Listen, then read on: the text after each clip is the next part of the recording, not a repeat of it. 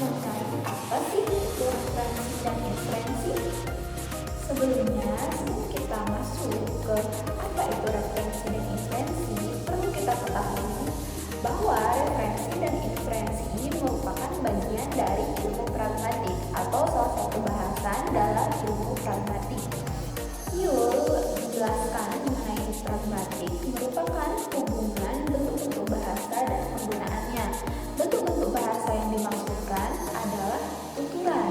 Kemudian penggunaannya itu merujuk kepada maksud dari pemilik tuturan itu sendiri.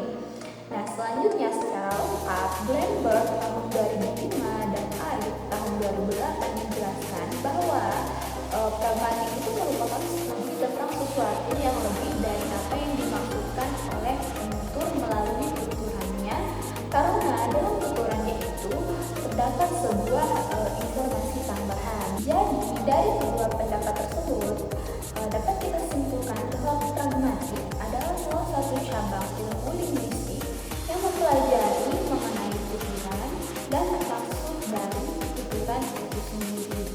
Baik, mari kita membahas mengenai referensi. Nah, referensi adalah penulis atau penutur menggunakan bentuk-bentuk linguistik untuk memacu sesuatu agar pendengar atau mitra tutur kita memahami apa yang kita maksudkan. Nah, bentuk-bentuk linguistik yang dimaksudkan itu berupa nama diri, kemudian frasa namanya tertentu, frasa namanya tidak tentu, dan kata ganti orang. Nah, dengan kata lain, referensi merupakan hubungan kata dengan acuannya, di mana saat kita mengacu sesuatu, kita akan menggunakan kata tunjuk atau sebuah deiksis. Kemudian, acuan kita atau yang kita tunjuk itu biasanya kita sebut dengan antecedennya. Selain itu, Sudayat menambahkan bahwa acuan adalah sesuatu yang ditunjuk atau yang diacu, baik sesuatu yang ada dalam kenyataannya maupun sesuatu yang dilambangkan atau dimaknai.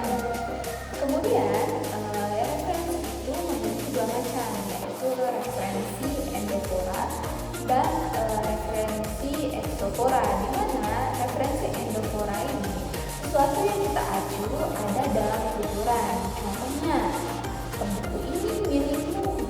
Nah, ini merupakan satu tunjuk, sedangkan yang diacu itu sudah ada dalam tuturan, yaitu sebuah buku. Dan yang kedua yaitu referensi exofora, di mana sesuatu yang kita acu itu tidak ada dalam tuturan, seperti itu yang dibeli tadi. Nah, deiksisnya yaitu kata itu, tapi benda yang diacu tidak ada dalam tuturan.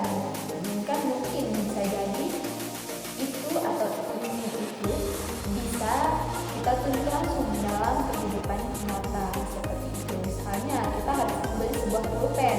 Nah, pulpen itu kita taruh di atas meja, kemudian ada teman kita yang datang dan bilang ini yang dibeli tadi atau itu yang dibeli tadi. Nah, seperti itu contoh dari referensi exofora, di mana benda yang kita acu itu tidak ada dalam tuturan kita. Baik, selanjutnya yaitu ada inferensi.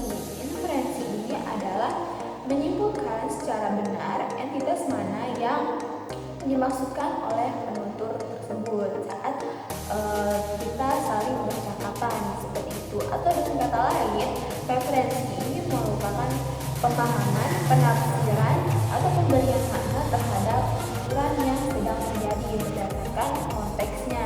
Contoh keberhasilan referensi yaitu sebagai berikut. Misalnya dalam sebuah percakapan antara si A dan si B. Nah, si A mengatakan, di mana kamu taruh stereo itu yang tadi? Nah, si B menjawab, ada di samping laptopmu.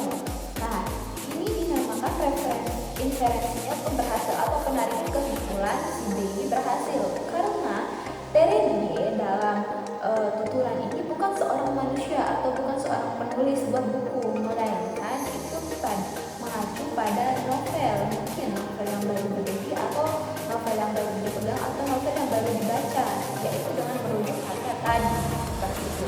Dan si B mengatakan ada di samping laptop, artinya novel tersebut berada di samping laptopnya si A. Itu adalah contoh referensi yang berhasil. Agar kita bisa menarik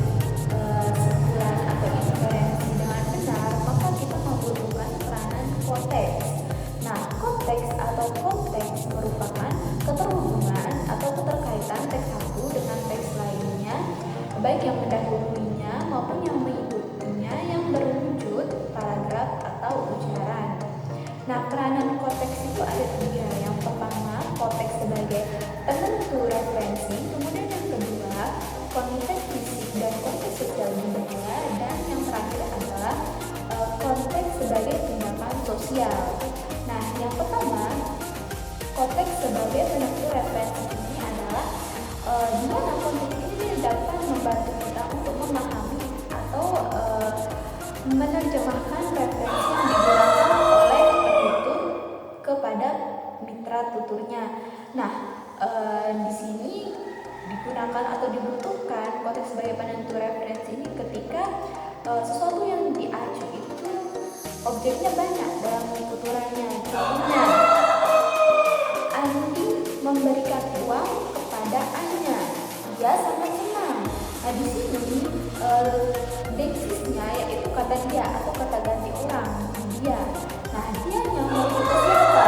Apakah kepada Arif atau kepada Anya, seperti itu. Nah, kemudian yang kedua, konteks fisik dan konteks sosial budaya. Konteks fisik ini berkaitan dengan situasi terjadinya tuturan, yaitu meliputi waktu, latar, kemudian situasi, suasana saat terjadi tuturan tersebut. Kemudian konteks sosial budaya berkaitan dengan nilai, norma, kepercayaan dalam suatu kelompok masyarakat. Nah, mengapa ini bisa memengaruhi inferensi? Karena dengan sosial budaya ini bisa mempengaruhi cara bicara seseorang, begitu pula dalam kemampuan mereka untuk menafsirkan suatu tuturan berdasarkan keyakinan, norma, atau nilai yang berkembang dalam kelompok masyarakatnya. Kemudian konteks sebagai tindakan sosial ini adalah di mana tuturan itu tidak hanya kata-kata yang saling mempengaruhi, melainkan tuturan itu bisa menghasilkan tindakan sosial baik itu antara penutur dan mitra tuturnya itu sendiri. Untuk kita bisa mengidentifikasi atau menentukan apakah itu sebuah referensi, berikut ini ada beberapa ciri yang menunjukkan bahwa dia adanya hubungan referensi dan inferensi. Yang pertama, adanya penggunaan hubungan kata dan referensinya. Nah, disitu seperti dalam tuturan kita itu tentunya kita menggunakan kata-kata untuk mengacu dan sebuah objek yang kita acu. Nah, yang kedua, penggunaan konteks untuk dapat mengidentifikasi referen itu sendiri. Nah, untuk membantu kita menarik kesimpulan yang benar, jadi dibutuhkan adanya konteks saat kita melakukan tuturan tersebut. Nah, kemudian yang ketiga itu penggunaan deksis untuk mengacu sesuatu atau objeknya. Nah, deksis itu kata tunjuk seperti yang saya jelaskan di awal, yaitu penggunaan ini, itu, di sana, di sini, tersebut. Nah, itu adalah contoh dari deksis.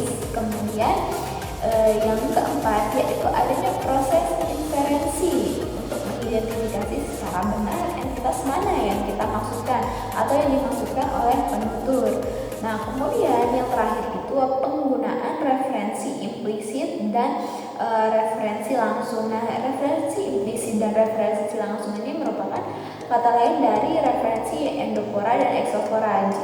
Nah, referensi implisit sama dengan referensi exofora, di mana objek yang dimaksudkan itu terdapat di luar tuturan. Nah, sedangkan referensi langsung atau sama dengan referensi endofora, nah ketika objeknya langsung disebutkan dalam sebuah tuturan. Adapun permasalahan yang kita sering temukan mengenai referensi dan inferensi ini, yang pertama, ambiguitas referen. Nah, ambiguitas referen ini seperti yang tadi saya singgung sedikit, yaitu ketika tuturan tersebut memiliki lebih dari satu objek, jadi kita tidak tahu yang mana nih yang dimaksudkan oleh deksis ini dalam tuturan gitu. Misalnya seperti yang saya contohkan tadi, Arif memberikan uang kepada Anya. Dia sangat bahagia. Nah, di sini kita tidak bisa menentukan dia ini apakah yang dimaksud Arif ataukah Anya. Nah, seperti itu ada dua objek di dalam satu tuturan itu. Nah, dalam tuturan itu juga dia kekurangan konteks sehingga kita kesulitan untuk mengidentifikasi entitas mana yang dimaksudkan oleh deiksis atau kata kunci atau yang diacu seperti itu. Kemudian yang kedua itu referensinya dihilangkan atau ditiadakan. Nah, referensi hilang atau ditiadakan ini karena berangkat dari asumsi penutur bahwa mitra tuturnya sudah mengetahui apa yang dimaksudkan. Nah, ini sering terjadi kesalahpahaman di sini. Ketika misalnya kita berbicara tentang misalnya sebuah gambar dan kita bertanya kepada mitra tutur kita, gambar burung yang kemarin itu bagus banget yang pas kita sekolah. Nah, misalnya dua orang ini berteman dari SD, SMP, dan SMA. Nah, sekolahnya tidak tahu sekolah yang mana dan gambar yang mana pula seperti itu. Tapi penutur yang menyampaikan kata-kata tersebut memiliki asumsi bahwa dia pasti tahu yang mana dimaksudkan seperti itu. Nah, yang ketiga yaitu referensinya salah atau tidak akurat. Nah, yang dimaksud salah atau tidak akurat ini jika terdapat asumsi saja. Misalnya seseorang bertutur dia seorang programmer, pasti dia bisa matematika. Nah, belum tentu, tidak ada konteks yang membantunya atau sesuatu yang memperjelas bahwa walaupun dia jadi programmer dia pasti bisa matematika seperti itu. Nah, situasi itu bisa disebut referensinya itu tidak akurat atau salah seperti itu. Kemudian tentunya jika ada masalah, tentunya ada solusi. Nah, solusi untuk mengatasi tiga masalah tersebut, yang pertama dari ambiguitas referen, kemudian penghilangan referennya, kemudian yang ketiga ini berupa referensinya tidak akurat atau salah. Nah, di sini ada beberapa solusi yang bisa kita terapkan. Yang pertama, perjelas referensi. Nah, ini untuk menghindari seorang menangkap secara ambigu apa yang kita tuturkan. Misalnya dalam tuturan yang tadi juga, Arif memberikan uang kepada Anya. Dia sangat senang. Nah, untuk memperbaiki tuturan ini, kita bisa menggunakan frasa nomina ulang atau repetisi. Nah, misalnya jika kita ingin merujuk kepada Arif, yaitu Arif memberikan uang kepada Anya. Arif sangat senang, seperti itu. Kemudian bisa juga kita ganti dengan Arif memberikan uang kepada Anya. Pemberi sangat senang. Nah, jadi pemberi itu sudah jelas yang dimaksudkan adalah Arif, kayak gitu, seperti itu.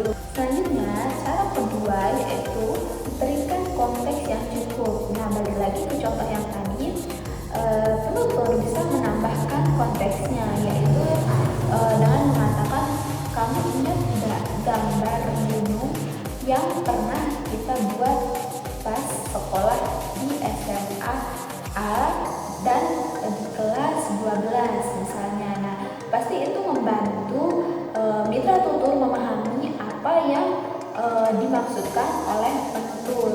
Nah, kemudian yang ketiga, solusi yang ketiga, kita bisa memeriksa pemahaman. Nah, memeriksa pemahaman ini kita bisa bertanya, kamu ingat tidak ada gambar gunung yang pas kita buat di SMA di saat kita kelas 12 itu. Nah, itu cara kita untuk memeriksa pemahaman agar tidak terjadi kesalahan penarikan kesimpulan seperti itu. Nah, kemudian yang ketiga, mengembangkan pemahaman bersama. Nah, di mana pengembangan pemahaman bersama ini terjadi dialog yang cukup panjang antara penutur dan mitra tutur agar keduanya dapat memahami tuturan yang sedang terjadi.